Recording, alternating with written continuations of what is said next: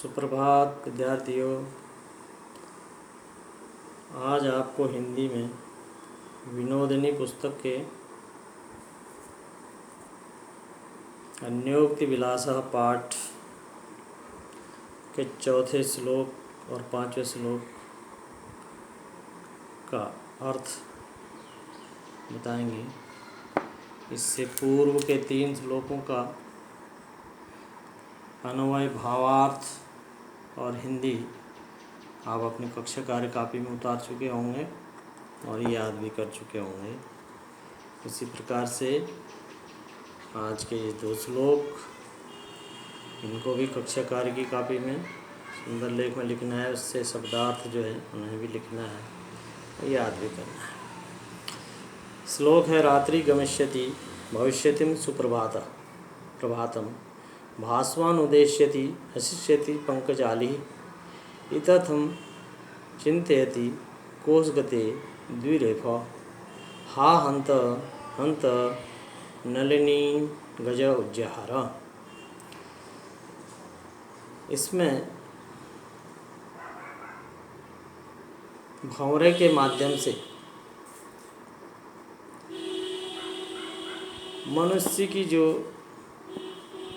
योजनाएं होती हैं, वह योजना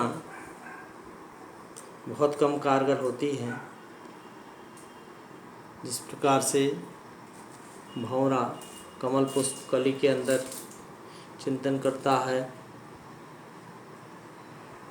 कि पुष्प खिलेगा, मैं बाहर निकलूँगा, स्वच्छंद हो जाऊँगा। ठीक उसी प्रकार से मनुष्य अपने जीवन में अनेक प्रकार की योजनाएं बनाता है, लेकिन बहुत कम योजनाओं में वह सफल हो पाता है। देखिए जरा किस प्रकार से है। कमल पुष्प की कली के अंदर भंवरा चिंतन करता है।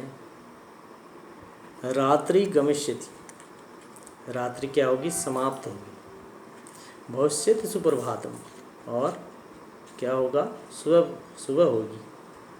रात्रि समाप्त होगी तो फिर सुबह होगी। भास्वान् उदेष्यति, भानु सूर्य, और प्रातःकाल फिर क्या होगा? सूर्योदय होगा।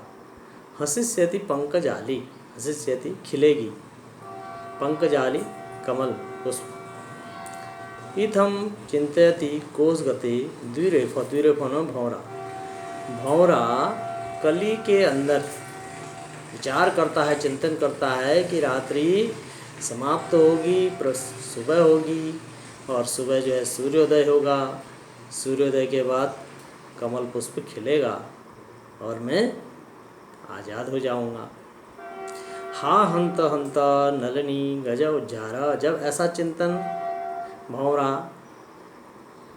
कली के अंदर कर रहा था, तो इतने में बड़े दुख की बात यह है कि एक हाथनी आकर के उस कमल के पौध को जड़ से ही उखाड़ देती है और उसे अपने पैरों के तले रौंद देती है। तो इस प्रकार से जो भंवरे की योजना थी, कल्पना थी, वह चकनाचूर हो गई। ठीक इसी प्रकार से इस श्लोक के माध्यम से कवि ने मनुष्य की जो जीवन की योजनाएं होती हैं, वह योजनाएं भी निष्फल होती हैं। बहुत कम योजनाएं सफल हो पाती हैं। ठीक है, तो इसी प्रकार से अब इसका अन्वय, रात्रि गमिष्यति सुप्रभातम भविष्यति भास्वान् उदेष्यति पंकजाली हसिष्यति इथम कोशगते द्विरेफ चिंतयति हा हंत हंत गजा नलिनी उज्जहारा। भावार्थ इसका संस्कृत में, रात्रि काले कमल पुष्पस्य अंत स्थित भ्रमरा एवं चिंतति है। रात में भंवरे का जो है कमल पुष्प के अंदर चिंतन करता है। एवं आसित यत रात्रि समाप्त, जब रात्रि खत्म होगी, भविष्यति सुप्रभातम, सुबह होगी, सूर्य उदेष्यति, सूर्योदय होगा, कमलम विक्षति, कमल खिलेगा। किंतु महत कष्ट विषय, बड़ा कष्ट का दुख का विषय है, यत ता कमलिनी एवं कोपि गज मूलतः उत्पाटय पादाभ्याम मर्दितवाना, लेकिन इतने में कोई हाथी उसे जड़ से उखाड़ करके अपने पैरों के तले रौंद देता है। एवमेव जना अपि प्रायः चिंतन्ति, इस प्रकार से लोग भी अपना चिंतन करते हैं, मनन करते हैं, योजना बनाते हैं। यत एव भविष्यति तदा अहम एवं करिष्यामि, हैं भविष्य में ऐसा होगा तब मैं ऐसा करूँगा। किंतु सह स्वयोजना कदापि पूरयन्तु न पारयति, लेकिन वो अपनी योजना को कभी पूर्ण नहीं कर पाते। यावत केचिद तस्य योजना ज्ञात्वा तस्य विनाश करोति, हैं कोई उनकी योजना को जान करके पता लगने पर उसका विनाश कर देता, अर्थात उस योजना को निष्फल कर देता है। तो इसी का हिंदी में फिर अर्थ है कि रात्रि बीत जाएगी, पहले भी बता चुके हैं आपको। सुंदर सुखद प्रभात होगा, सूर्योदय होगा, कमलों का समूह खिलेगा। इस प्रकार कमल पुष्प में बंद भंवरा विचार करता है, सोचता है हाय अत्यंत दुखद का विषय है कि हाथी ने उस कमलनी को उखाड़ लिया हैं। अर्थात रात्रि में कमल पुष्प के अंदर भंवरा चिंतन करता है, सुबह होगी, सूर्य उगेगा, कमल खिलेगा और वह स्वतंत्र हो जाएगा। किंतु बड़े दुख की बात है कि हाथी ने उस कमल की पौध को जड़ से उखाड़ करके अपने पैरों तले रौंद दिया। इसी प्रकार से मनुष्य का जीवन भी अनिश्चितता से भरा है। प्रायः व्यक्ति सोचता है कि ऐसा होगा तब मैं ऐसा करूँगा, परंतु वह अपनी इस योजना को पूरा नहीं कर पाता कि तब तक कोई आकर उसकी योजना में बाधा डाल देता है। जिस प्रकार से अभी ले लीजिए आप, कोरोना काल चला है, इससे पहले लोगों ने बहुत चिंतन किया होगा 2020 में हम ये करेंगे वो करेंगे, लेकिन मनुष्य की योजना के अनुरूप नहीं, या कुछ और ही होना था। तो इस प्रकार से ये मनुष्य की जो योजना होती है वो बहुत कम पूर्ण हो पाती है। अगला इसको लिख लेंगे, कापी में उतार लेंगे श्लोक सहित पूरा। 5वां है नवे ताड़नाद तापनाद बहिन मध्ये नवे विक्रयाद क्लिश्मा अस्मि सुवर्णश मे मुख्य दुखम तदेकम यतो माँ जनः गुंजया तोलयन्ति।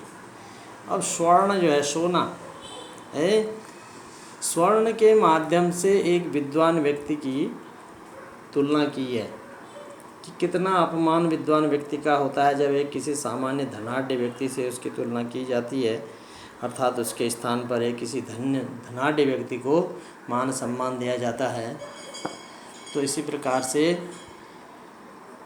स्वर्ण के माध्यम से बताया है। नवे ताड़नाद, स्वर्ण क्या कह रहा है?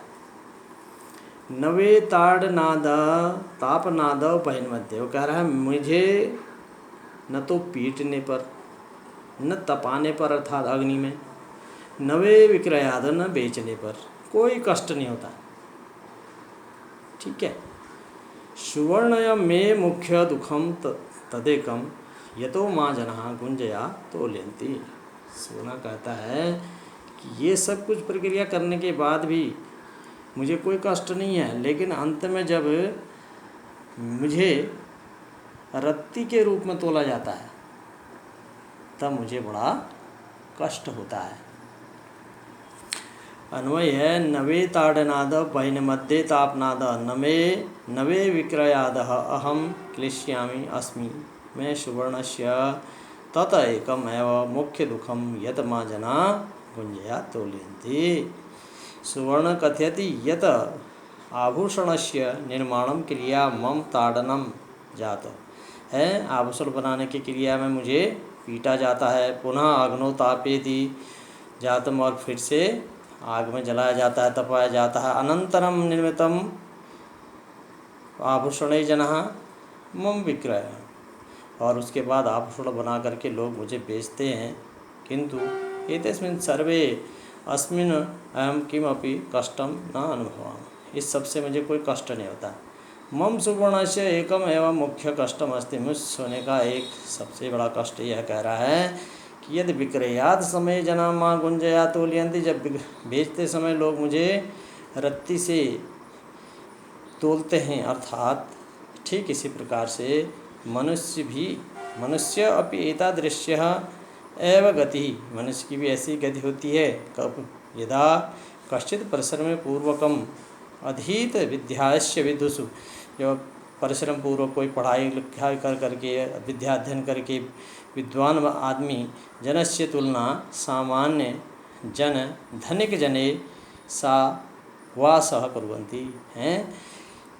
जब कोई परिश्रम पूर्वक विद्या अध्ययन करके विद्वान बनता है और उसकी तुलना एक सामान्य व्यक्ति से या एक धनिक व्यक्ति से की जाती है, तब उसे अपना अपमान महसूस होता है। ठीक उसी प्रकार इसकी हिंदी है, न तो उन लोगों द्वारा पीटे जाने से, न आग के मध्य तापने से, न उनके द्वारा बेचे जाने से मुझे कष्ट होता है। मुझे स्वर्ण कष्ट तब होता है जब लोग मुझे बेचते समय गुंजिया मृत्तिका से तोलते हैं। मनुष्य की गति ऐसी होती है जब परिश्रम पूर्वक भली भांति अध्ययन करके बिना विद्या प्राप्ति किए विद्वान की तुलना लोग सामान्य व्यक्ति अथवा किसी धनिक व्यक्ति के साथ करते हैं। इस प्रकार से ये श्लोक पूर्ण हुए और इन श्लोकों से संबंधित शब्दार्थ भी हैं, इसे भी आप पूर्ण कर लेंगे। यहाँ तक का कार्य आप अपनी कक्षा कार्य की कॉपी में ठीक से इनको कर लेना, और ये श्लोक हैं इन श्लोकों को लिख करके इनका अन्वय, भावार्थ और हिंदी इसे भी अपनी कक्षा कार्य की कॉपी में आपने उतारना है और शब्दार्थों को भी लिखना है। इस प्रकार से ये पाठ अब इससे संबंधित प्रश्नोत्तर आपको लिखाए जाएंगे। धन्यवाद। सही जानकारी